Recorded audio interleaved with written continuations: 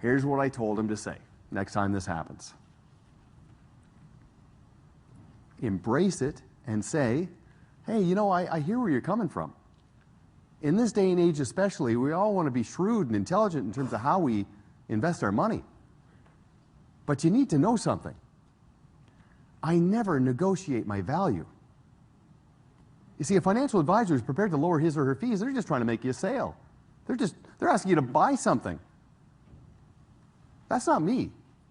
I ask my clients to buy into a meaningful relationship, and I think if this is what's important to you, you're probably going to overlook what's utterly important in this type of long-term relationship, so I might not be the advisor for you because I don't negotiate my value.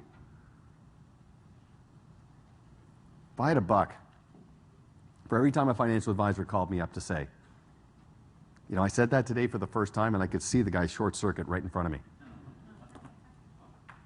Or I said it to a lady a week ago who just called me back and said, you know what, you're right. Everyone's just trying to make a sale. I know where you stand. Thank you for being forthright. Would you accept me as a client? No, I'm not going to insult your intelligence and say this works every time because it doesn't, but nor should it. Because not everybody's a fit. But again, take that, figure out if it is applicable to your approach. What's the attitude about empowerment and just an overall investment philosophy? Are they enlightened? This is something you have to communicate. I'd like to think I'm somewhat enlightened. I like to think of the markets like the seasons. When things are great, we're in the autumn harvest. Now, what follows the autumn harvest?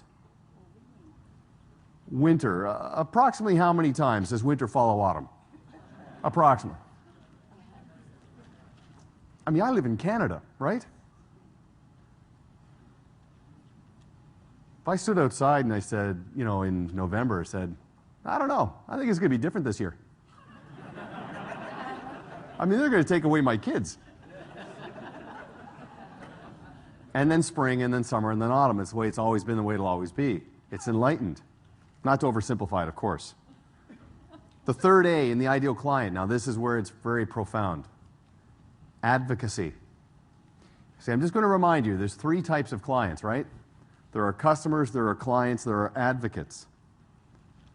A customer does some business with you, they have another financial provider. Do you have some of those, yes or no?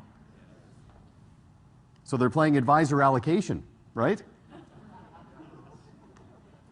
Good idea?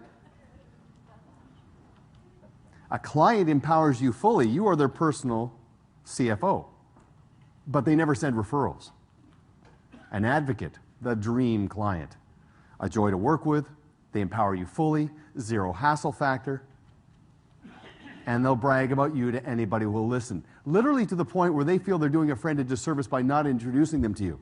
That's an advocate. Now, I don't know how many clients you have right now. If I meet a financial advisor with 300 clients, here's what they've got.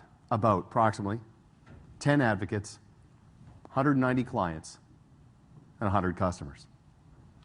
How much untapped opportunity is there if you can communicate the concept of becoming a client as a service you're providing? The low-hanging fruit there is incredible. But what if you could, in the next 12 months, convert 50 clients to advocates? What would happen to your business?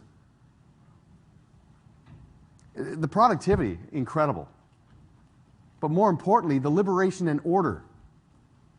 I mean, you're either running the business or it's running you.